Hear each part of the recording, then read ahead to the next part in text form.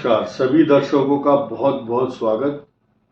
YouTube पर पहली बार एक बहुत बड़ा विषय इस बात को लेकर है कि बहुत लोगों की आशंकाएं तो होती ही हैं और साथ में प्रश्न भी होते हैं कि हम करोड़पति या अरबपति कब बनेंगे, क्योंकि धनेशना धन की इच्छा इस फास्ट युग में किसको आवश्यकता नहीं है और धन के द्वारा ही सम्मान होता है मनुष्य का।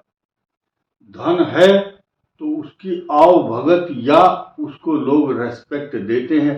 और आज की डेट में कुछ लोगों ने ये नियम बनाया हुआ है, सबसे पहले पूछते हैं आप क्या करते हो। वो इसलिए नहीं पूछते कि वो जो आप बिजनेस कर रहे हैं कि उसकी कंपटीशन करेंगे, ये नहीं। और ये भी नहीं देखते कि आपसे पैसा मांगेंगे, वो ये देखते हैं कि आपको इज्जत कितनी देनी है, रेस्पेक्ट कितनी दें, आपके जॉब प्रोफाइल या आपके स्टेटस सिंबल से। यही कारण है कि कुछ लोग नकली धनवान बनना चाहते हैं। तो मैं चाहता हूं कि आप नकली नहीं असली धनवान बने और ये देखें कि आपकी कुंडली में क्या वो सिंबल, क्या वो लक्षण, क्या वो ग्रह हैं। तो आज इसी बात का खुलासा होगा और जोर शोर से होगा और आप इसको सरल भाषा में समझ सकते हैं।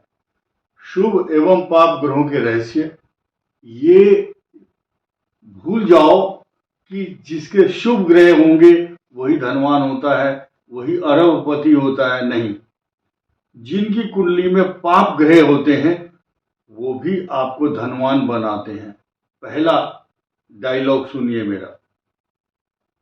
आपकी कुंडली के अंदर 3, 6 और 10 और 11 दो भाव, ये 10 और 11 और 3 और 6, इन भावों के स्वामी चाहे शुभ ग्रह हैं या पाप ग्रह हैं, ये जीवन में लड़ करके या संघर्ष करके या इन ग्रहों की वजह से आप स्ट्रगल करेंगे। ये कर्म है, ये इनकम है, ये आपका पुरुषार्थ है और ये है कंपटीशन। इन चारों के संघर्ष के कारण ही आप अरबपति बनते हैं। ये साफ साफ समझ लीजिएगा। नंबर 1।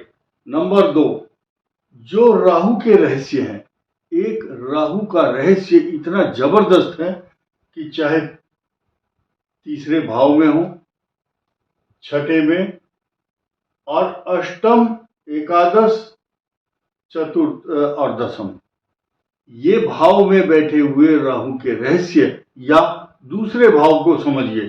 राहु बहुत बड़ा रहस्य है, डिप्लोमेटिक है और इसकी कोई आकृति नहीं है। बिनु पद चले सुने बिनु काना, कर बिनु कर्म करे विधि नाना, ये ईश्वर की परिभाषा है। लेकिन ज्योतिष शास्त्र में यही अवतार बहुत बड़ा रहस्य का स्वामी बन जाता है और किसी को कानो कान खबर नहीं होती।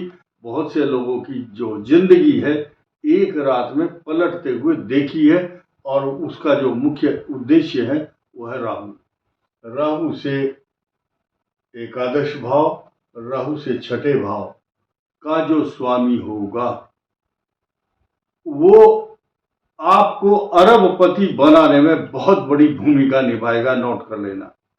वही आपको विदेश भेजता है, वही आपकी प्लानिंग बनाता है और वही आपके टिकट बुक कराता है, वही आपको सब्जेक्ट दिलवाता है कि ये सब्जेक्ट ले लो तो आगे आप बढ़ेंगे। आपने देखा होगा कोई आदमी फुटपाथ से उठा था और उसके बाद धीरे धीरे उसकी किस्मत बदलती गई उस रहस्यमयी ग्रह के कारण। एक बात क्लियर हुई। एक बहुत बड़ा अजूबा वीडियो के लास्ट में बताऊंगा और एक सवाल पूछूंगा आप सभी से। अब मैं देखता हूं कितने आदमी उस सवाल को बता पाएंगे। ये बात इसलिए शर्त रखी है मैंने क्योंकि मुझे मालूम है, मुझे ये देखना है कितने लोग हमारे इस चैनल पर इतने योग्य हैं जिनको ये पता चल जाए कि ये कुंडली किसकी हो सकती है। बहुत बड़ी महापुरुष और विश्व का कोई आदमी ऐसा नहीं है जो उनका नाम ना जानता हो। ये कुंडली उनकी है। अब आगे बढ़ते हैं। इसके अलावा अष्टम भाव का स्वामी बहुत बड़ा रहस्य, दो रहस्य हैं।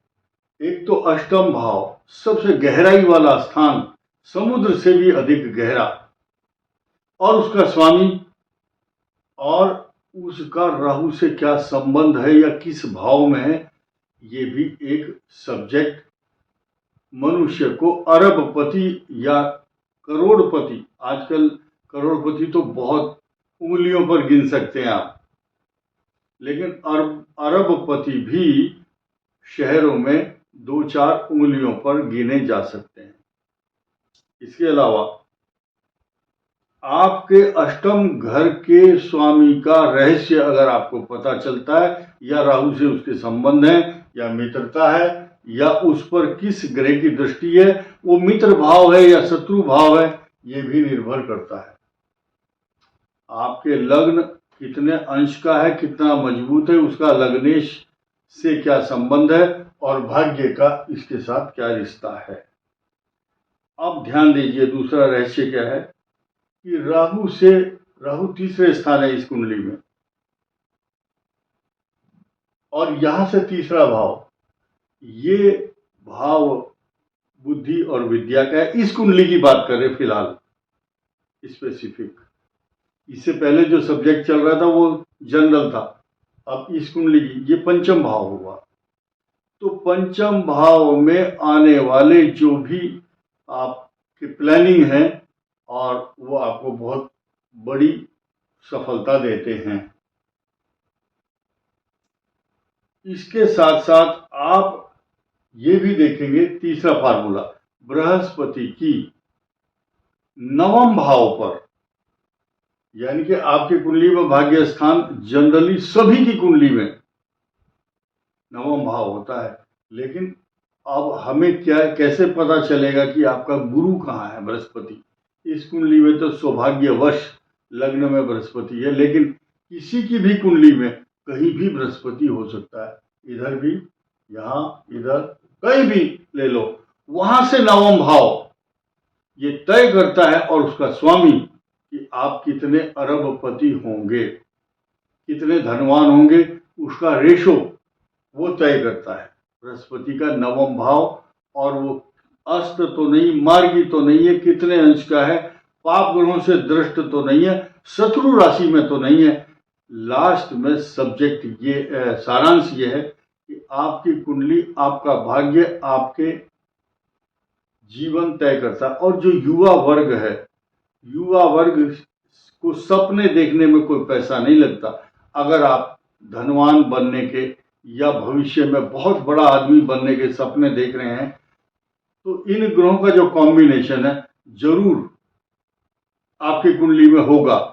और बहुत से बच्चे ऐसे महत्वाकांक्षी, एम्बिशियस होते हैं, क्योंकि इस संसार के अंदर भविष्य में जो भी प्रधानमंत्री, रक्षा मंत्री, गृह मंत्री, गवर्नर, मुख्यमंत्री होंगे, वो आप ही होंगे। आपके बच्चे जो अभी अपने भविष्य को गर्भ में रखकर उस अच्छे सपने को संजो करके अच्छी पढ़ाई कर रहे हैं, तो नेचुरल है उनके भी कुछ अरमान होंगे, कुछ महत्वाकांक्षाएं होंगी। तो एक बहुत बड़े आदमी ने कहा था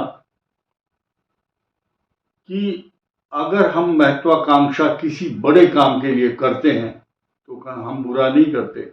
हर व्यक्ति को अच्छा सपना देखने का अधिकार है, अच्छा भविष्य बनाने का अधिकार है, अच्छी योजनाएं, प्लानिंग हर माँ बाप चाहता है मेरा बच्चा बहुत बड़ा आदमी बने और विदेश जाए या बड़े बड़े काम करे जिससे कि मेरा नाम रोशन हो।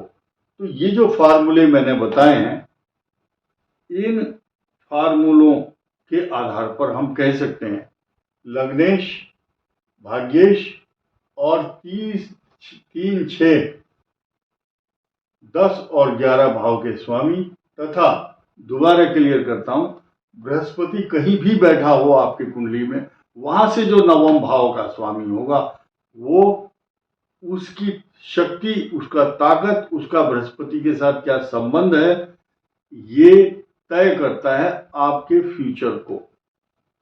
अब मैं आपको खुलासा करता हूं, ये कुंडली मर्यादा पुरुषोत्तम भगवान श्री राम की है। उनकी कुंडली में हंस योग बना हुआ है। ये चारों भाव ऐसे हैं, यहां चारों केंद्र में उच्च राशि में ग्रह बैठे हुए हैं। सूर्य उच्च राशि में है, बृहस्पति हंस योग, चंद्रमा स्वग्रही, शनि उच्च राशि में शश योग बना रहा है, रोचक योग, और यहां बना रहे हैं ये हंस योग, हंस योग। और ये जो ग्रह शुक्र उच्च राशि में है, शुक्र जब उच्च में या मूल त्रिकोण में होते हैं तो मालव्य योग भी बनाते हैं। राहु उच्च राशि में है और केतु भाग्य स्थान में परिवर्तन करने के लिए जाने जाते हैं। ये पराक्रम भाव है इनका।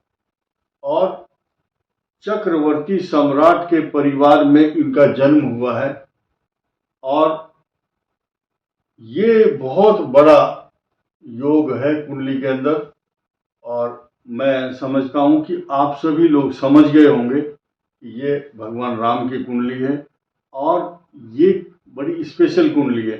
इसको उदाहरण के रूप में मैंने यहाँ रखा था ताकि आप सभी लोग इस कुंडली का दर्शन करके कृतार्थ हों और आपको एक प्रसन्नता मिले कि हमने आज भगवान राम की कुंडली का दर्शन किया है। तो राम जी के दर्शन तो नहीं कर पाए आप, लेकिन उनके चरित्र, उनके कर्म और उनके द्वारा दिए गए उपदेश तथा मर्यादा पुरुषोत्तम के स्वरूप में उनको हम नमन करते हैं। इस वीडियो में इतना ही। धन्यवाद। नमस्कार।